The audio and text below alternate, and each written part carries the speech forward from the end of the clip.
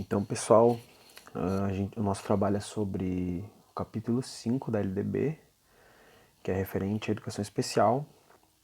Então, a gente vai começar a falar um pouquinho do histórico, depois comentar algumas leis e comentar o assunto no geral no fim. Então, a preocupação com a educação especial ela é algo contemporâneo, né? A atenção para esse tema no Brasil ela veio com grande inspiração nos movimentos europeus iluministas, né, que lutavam pela liberdade em diversos aspectos da sociedade. Liberdade econômica, intelectual, enfim, e tinham como um dos principais pilares de seu movimento a democratização dos direitos dos cidadãos. Bom, apesar da educação ser esse direito de todos, previsto pela Constituição de 1824, a educação especial estava no campo muito assistencialista ainda. E ela só era vista em santas casas de misericórdias e asilos, instituições do tipo.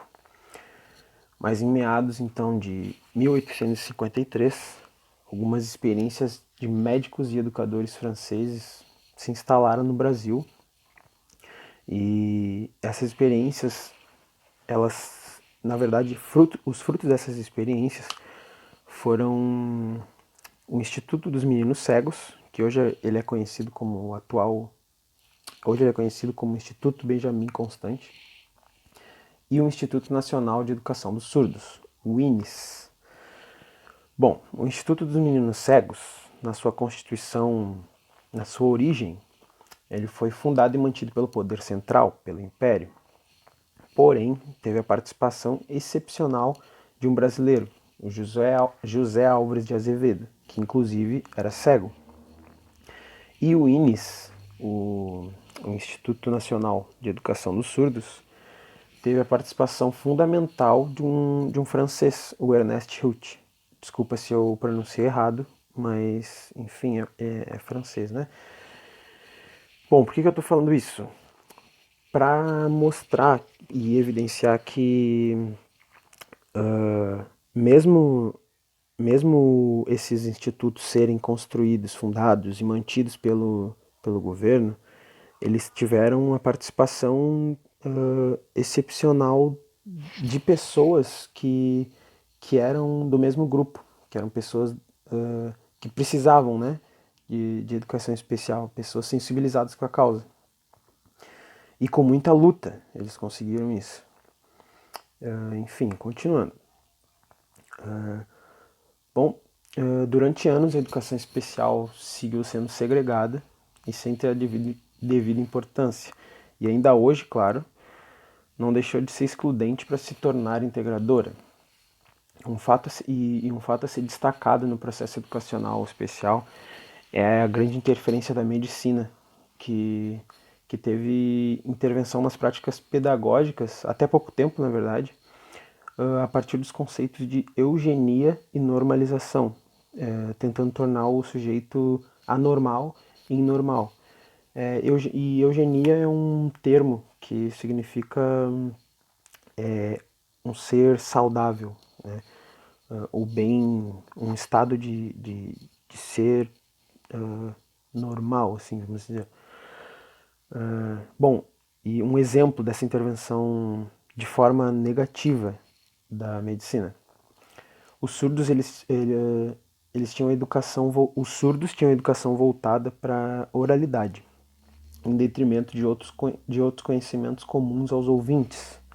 Assim, os alunos surdos que não conseguiam ter a média escolar, eles eram segregados e encaminhados para a escola especializada. Ou seja, a integração dependia exclusivamente do aluno especial e não tinha mecanismos de permanência e desenvolvimento dos mesmos, não tinha nem estrutura física e, quiçá, estrutura pedagógica nas escolas. Mas então, por volta de 1975, frente aos índices de pessoas não alfabetizadas e sem acesso à escola, e quem dirá o ensino médio, ensino médio não, ensino superior, desculpa, e principalmente do sexo feminino e, e aí pessoas adultas, tanto masculinas quanto feminino, ações políticas, bom, por causa disso, ações políticas e autoridades internacionais intensificaram as pautas sobre universalização da educação e a qualidade da mesma. Assim, foi no século XX, então, que começam os surgimentos de estabelecimentos com as novas diretrizes sobre o tema. Documentos como Declaração dos Direitos das Pessoas Deficientes, Declaração Mundial sobre Educação para Todos e Declaração de Salamanca. Bom, esses documentos influenciaram políticas nacionais relacionadas à educação, como a LDB de 1996, tendo em seus documentos legais o princípio de igualdade de direitos, mudanças estruturais e atitudinais. A partir daí que iniciou de fato um debate mais sistemático, né, da educação especial no Brasil.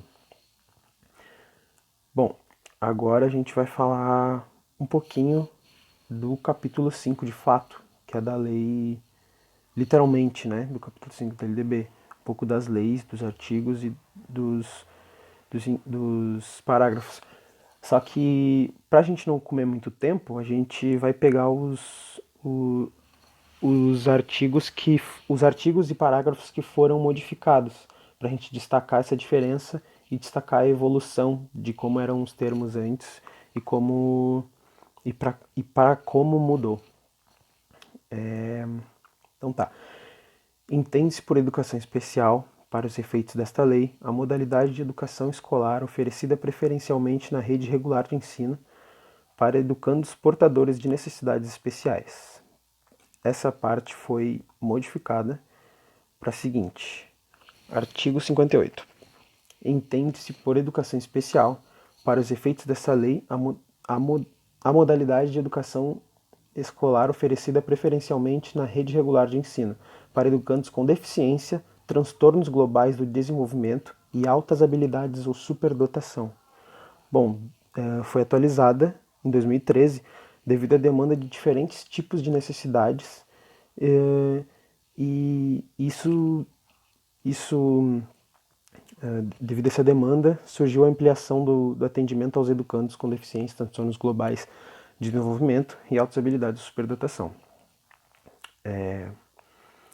Parágrafo 1º. Haverá, quando necessário, serviços de apoio especializado na escola regular para atender às peculiaridades da clientela da educação especial. Parágrafo 2º. O atendimento educacional será feito em classes, escolas ou serviços especializados sempre que, em função das condições específicas dos alunos, não for possível a sua integração nas classes comuns de ensino regular. Parágrafo 3º. A oferta de educação especial, dever constitucional do Estado, tem início na faixa etária de 0 a 6 anos, durante a educação infantil. Esse parágrafo foi atualizado em 2018 para o seguinte: a oferta de educação especial, nos termos do caput desse artigo, tem início na educação infantil e estabelece ao longo da vida, observados o inciso 3 do artigo 4º e o parágrafo único do artigo 60 desta lei.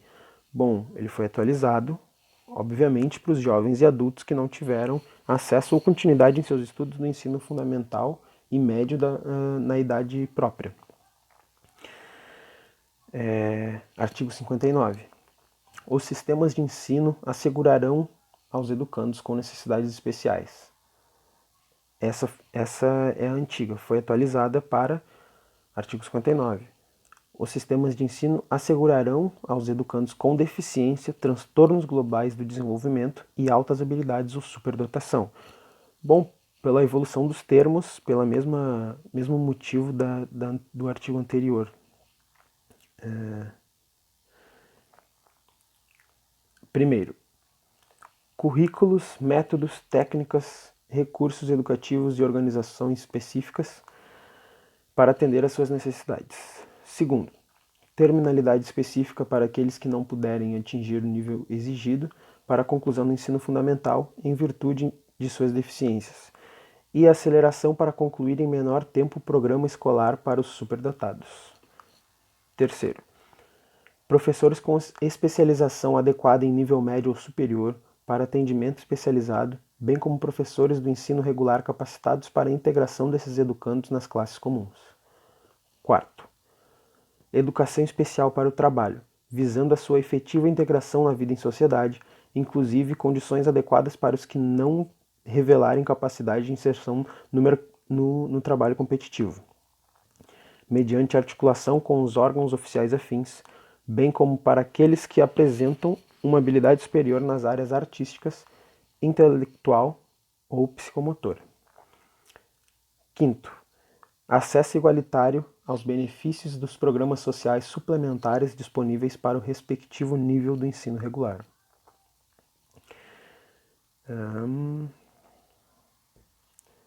Bom, essas foram as leis modificadas. Tem mais algumas, mas tem no resumo aí para o pessoal. E a gente vai passar para os comentários finais sobre a educação especial. Então, como o Dom estava falando, nas últimas décadas o Brasil teve um grande avanço no que se trata da legislação das necessidades especiais e de inclusão. Porém, a gente ainda percebe uma grande carência da formação dos professores em relação aos conteúdos que seriam usados para a inclusão social. Muitas vezes os professores saem da faculdade sem ter uma didática inclusiva para poder oferecer para os alunos, caso seja necessário. E tem tido um grande número, um número crescente de alunos com necessidades nos colégios.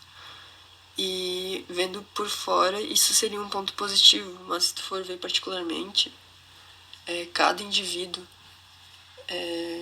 muitas vezes eles estão sendo excluídos e não estão sendo incluídos.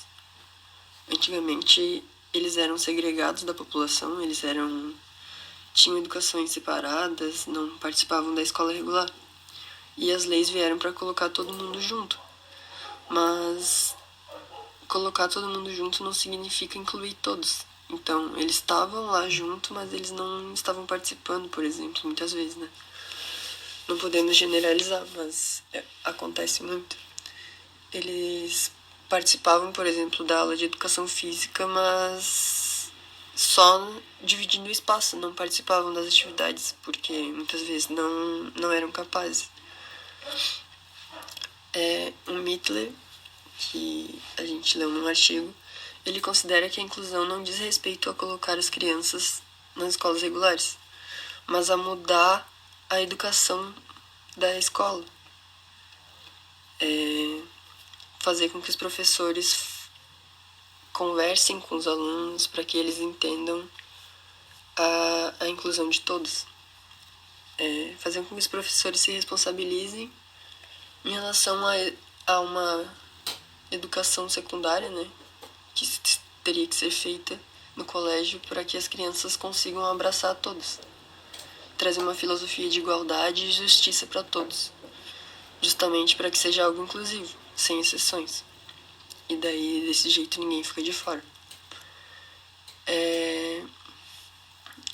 Ainda que a legislação traga garantias no que se concerne à inclusão, no ensino regular, a aplicação na prática é muito diferente.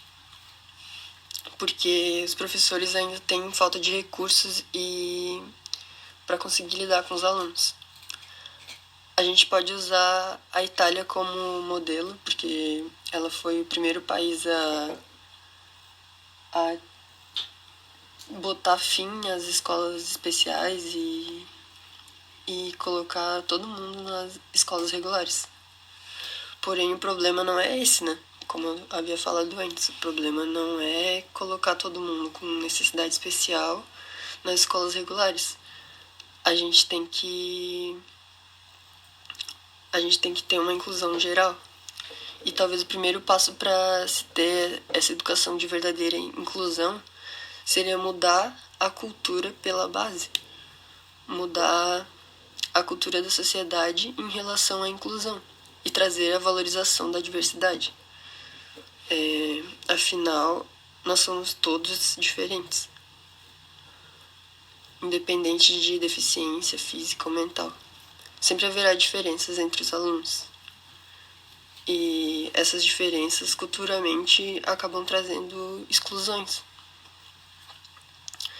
Exclusões entre eles. E para solucionar isso, a gente tem que trazer estratégias para romper com esses costumes de exclusão. E eu digo romper com esses costumes de exclusão com a população negra, com as mulheres, com a população LGBT, com a população indígena e não apenas com as pessoas com deficiência ou com transtornos mentais ou com superdotação. A gente tem que pensar numa inclusão total. E é necessário uma inclusão geral para que não se tenha exclusão por nenhuma parte. Então, existem situações em que, por exemplo, entram alunos com necessidades especiais e tem uma política de inclusão na sala, nas aulas, mas mesmo assim ainda tem uma política de exclusão por parte da outra parcela da população. Tipo, ainda tem exclusão, não é uma inclusão total. Então acaba sendo um trabalho mal feito por nossa parte. A gente tem que buscar e ficar nos renovando e nos refinando sempre para ter conteúdo para juntar todo mundo nas nossas aulas. E seria interessante que os alunos com necessidades especiais explorassem as suas capacidades, né? A gente poderia colocar um cadeirante para jogar basquete junto com os outros colegas. E também mudar um pouco as regras. A gente poderia não permitir bloqueios na hora dos arremessos. E também poderia fazer o contrário, a gente poderia colocar todos os alunos em cadeiras de roda para que eles consigam ter empatia e entender a realidade do outro. E conforme o andamento das aulas, a gente poderia ir aumentando as limitações físicas. Por exemplo, a gente poderia vendar os alunos e fazer com que eles tenham entendimento de como é andar num breu total, em total escuridão, sem enxergar um palmo na frente. A gente poderia fazer jogos onde eles não podem se levantar para se movimentar, tipo um vôlei sentado. E a gente tem que estar consciente que em várias aulas os alunos não vão querer participar. E a gente tem que ter a fragilidade de chegar e conversar com o aluno, trocar uma ideia, ver o que eles gostam de fazer. Muitas vezes os alunos não gostam de jogos de quadra, por exemplo, mas eles gostam de jogos de tabuleiro, gostam de jogos de mesa, gostam de um xadrez ou um ping-pong, por exemplo. E a gente tem que ter essa fragilidade para buscar formas de inclusão. Seria um esforço que a gente teria que fazer, a gente teria que pensar, a gente teria que ser criativo e a gente teria que arranjar soluções que sejam funcionais e entender que cada situação é muito única. E lembrando que a gente tem que conscientizar os nossos alunos que a diversidade é algo muito grande.